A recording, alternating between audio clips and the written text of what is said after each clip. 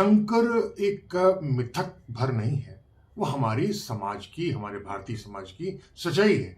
कभी उसे जहर पिला देता है, कभी कोई उसकी पत्नी को हवन कुंड में स्वाहा कर देता है। शिव पुराण को जरा वाँच लीजिए तो सारा मोतियाबिंद आपको साफ हो जाएगा।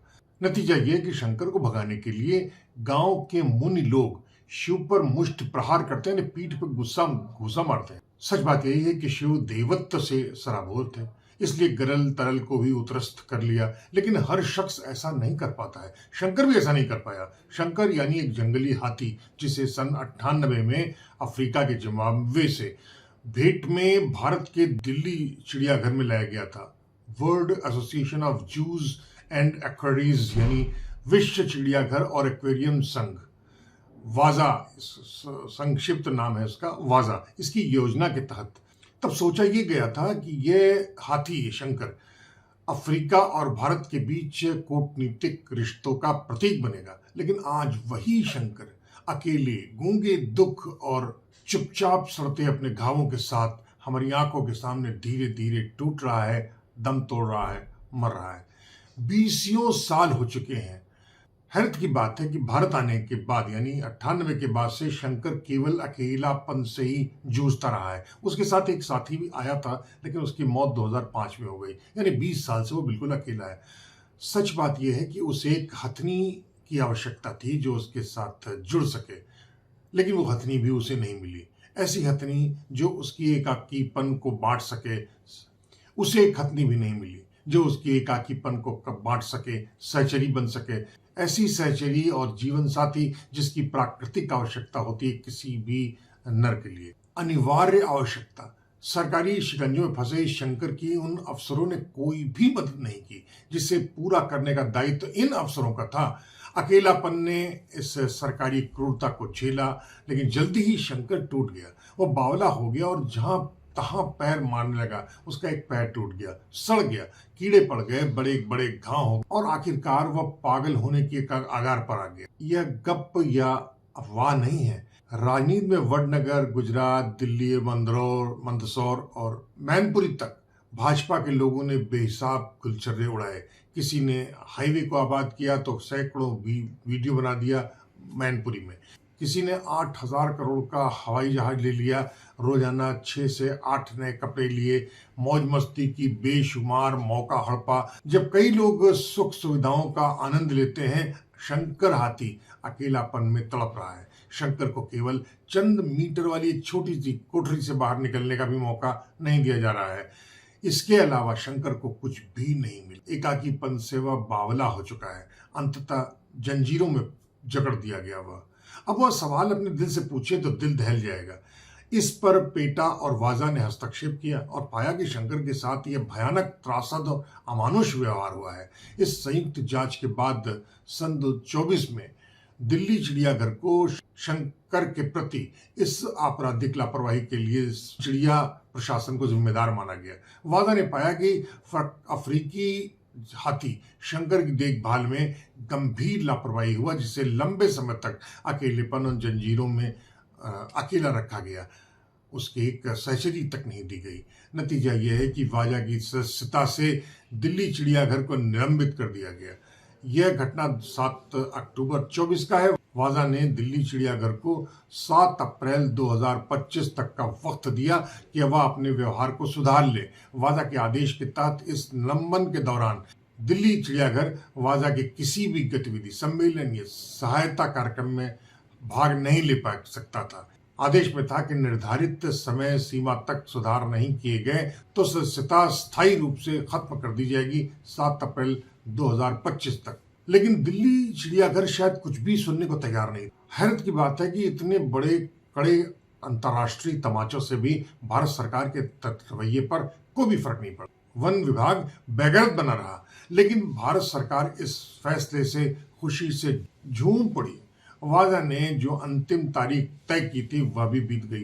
अंतर्राष्ट्रीय संबंधता का समय भी पूरा हो गया। मानो सरकार इसी का इंतजार कर रही थी। और जैसे ये तारीख बीत गई, पूरा का पूरा चिड़ियाघर सरकार के चहेते निजी हाथों यानी अंबानी के रिलायंस के वंतारा के साथ एक ज्ञान साझाकरण समझौते में बदल गया।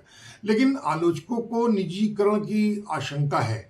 सूत्र बताते हैं कि यह कवायद क्रमशः है। इसकी पहली कड़ी ये है और जिसकी शुरुआत इसके परस्पर सूचना प्रबंधन थमाने से है, लेकिन अंतिम लक्ष्य तो यही है कि कैसे भी हो इस चिड़ियाघर को अंबानी वाले वनतारा को थमा दिया जाए। जाहिर है कि इसके बाद चिड़ियाघर का प्रबंधन अंबानी का सहयोगी संगठन वनतारा भी देखेगा। वनतारा को रिलायंस फाउंडेशन के CSR फंड से बनाया गया था, जो सामाजिक कल्याण के लिए है। लेकिन हैरत होनी चाहिए कि जल्दी ही दिल्ली के चिड़ियाघर के बाहर और उसके भीतर ही अंबानी या वनतारा के पोस्टर बैनर लगने शुरू हो जाएंगे। ये ऐसा आशंका जताई जा रही है। लेकिन आपको बता दें कि चिड़िया को हड़पने की साजिश तो 10 साल पहले शुरू हो गई थी। शंकर नामक इस हाथी की हालत नाजुक होती जा रही थी, लेकिन उस हालत को सुधारने के बजाय दिल्ली चिड़ियाघर के निदेशक ने गुजरात सरकार के 8 विशेषज्ञों को बातचीत करने की शुरुआत कर दी। यह पहल दिल्ली चिड़ियाघर और गुजरात के जामनगर स्थित रेस्क्यू और पुनर्वास केंद्र के बीच में संभावित सहयोग और अनुभव साझा के तरीके में बताया गया और कहा गया कि यही उद्देश्य है। यानी दिल्ली चिड़ियाघर को लेकर साठगांठ शुरू हो गई। आपको बता देगा कि कुछ महीना पहले नरेंद्र मोदी गुजरात के निजी चिड़ियाघर में कुछ दिनों तक मौज मस्ती करने के लिए गए थे। यह वनतारा ही था जिसे अंबानी ने आम आदमी के लिए पैसे से विकसित किया था, जिसे सुप्रीम कोर्ट के आदेश पर किसी भी उद्योग के लाभ से निकले वाले हिस्से की रकम जो आम आदमी के लिए होनी चाहिए, आम आदमी के उपयोग के लिए होनी चाहिए, उद्योग ने अपने निजी हितों में खूब लिटाया। और जैसे ही वाजा की चेतावनी का अंतिम दिन आया, सरकार ने उस हुक्म को कूड़ेदान में फेंक दिया और दिल्ली चिड़ियाघर को अंबानी के वनतारा को थमाने की साजिशों को अमली जामा पहनाना शुरू कर दिया। कुछ भी हो, सरकार ने शंकर को इस तरह बदहाल करने वाले अफसरों पर कोई भी कार्रवाई नहीं की है अब तक। यानी भारत सरकार को जीव संरक्षा और सुरक्षा के लिए बने कानून या संगठनों की कोई भी चिंता नहीं है। नतीजा सन 2015 के उस पत्र के अंजाम में बड़े फलक तक पहुंचने लगा है। बताते हैं कि दिल्ली चिड़ियाघर को जिस तरह अंबानी के अंतारा को सौंपने की कोशिश की जा रही है वह चरणबद्ध है। हालांकि अफसर बताते हैं कि वनतारा जो काम है वो ज्ञान साझाकरण अब समझौता है, न कि प्रबंधन का हस्तांतरण। सरकारी तौर पर इस समझौते का उद्देश्य दिल्ली चिड़ियाघर के कर्मचारियों को प्रशिक्षण देना और आदान प्रदान लेना है सूचनाओं का, और बड़े जानवरों के लिए पशु चिकित्सा सहायता प्रदान करना है। लेकिन कुछ भी नहीं हुआ। जानकार बताते हैं कि आज जू के प्रबंधन को प्रोफेशनल सुधार के लिए अंबानी को जिम्मा दे दिया गया। वह इस चिड़ियाघर को कब्जाने के आखिरी अंजाम तक पहुंच जाएगा। हैरत की बात है कि वनतारा ने पिछले 1 बरस से इस क्षेत्र पर काम करना शुरू किया है, जबकि वन और वन जीवों के प्रबंधन में वन अधिकारी अंग्रेजों के वक्त से ही जुड़े हुए हैं और उनके पास बेहिसाब और गहन जानकारियां हैं। लेकिन खबर बताती है कि दिल्ली चिड़ियाघर में जल्दी ही वनतारा के विशालकाय पोस्टर, बैनर और दीगर प्रचार कार्यक्रम शुरू होने वाले हैं। वन विभाग और दिल्ली चिड़ियाघर के अफसर इस पचड़े में ज्यादा पड़ना नहीं चाहते। और फिर सबसे बड़ी बात यह है कि सरकार से सीधा झगड़ा कौन मोल ले। वैसे भी शंकर के इस हालत के लिए जिम्मेदार अफसरों को इन मामले से बरी करने से ही उनकी सांस की सांस मिल गई है। यही बहुत है। दिल्ली चिड़ियाघर में बंद शंकर नामक अफ्रीकी हाथी कोई सामान्य जीव नहीं है। वह उदासीनता की उस जेल में है जहां कोई आवाज बाहर नहीं निकलती, कोई करुणा वहां नहीं पहुंचती।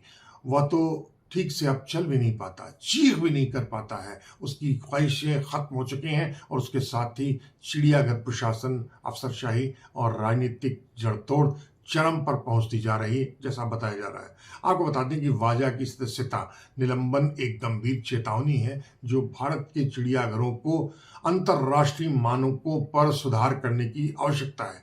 लखनऊ के वाजिद वन्य विहार यानी चिड़ियाघर को जिस तरह शहर से बाहर कर कोकरेल स्थानांतरित करने की कवायदें चल रही हैं वो बताती हैं कि अब भारत के सारे चिड़ियाघर इसी हालत में और इसी तरीके से निजी हाथों में भेज दिए जाएंगे। लखनऊ के नवाब वाजिद अली चिड़ियाघर को तो बाकायदा स्थानांतरित करने की शुरुआत हो चुकी है। मौजूदा चिड़ियाघर राजधानी के विधानसभा, हजरतगंज, राज्यपाल भवन सहित प्रदेश के सबसे प्रमुख राजनीतिक, आर्थिक और सामाजिक क्षेत्रों में शुमार है, यानी यूपी का सबसे महंगा इलाका। सवाल यह है कि जब इस चिड़ियाघर को हटाकर शहर से बाहर कुकरेल जंगल में ले जाया जाएगा तो उस जमीन का इस्तेमाल क्या होगा और जो बेशकीमती है। लखनऊ चिड़ियाघर के स्थानांतरण से हजरतगंज की इस वाजिद अली शाह चिड़ियाघर की मूल्यवान जमीन का भविष्य अनिश्चित हो गया है। यह जमीन अब क्या निजी हाथों के लिए उपयोग में आएगी? खबरों के अनुसार ये चिड़ियाघर में 5000 से ज्यादा बेशकीमती और पुराने पेड़ हैं। कहने को तो वन विभाग के अफसर कहते हैं कि उन्हें पेड़ों से यहाँ हटाकर कुकरेल जंगल में स्थानांतरित कर दिया जाएगा, लेकिन ऐसा हो पाना मुमकिन नहीं है। कोई भी ऐसी टेक्निक यूपी या यूपी के अफसरों के पास नहीं है जो इन पेड़ों को हटा सके।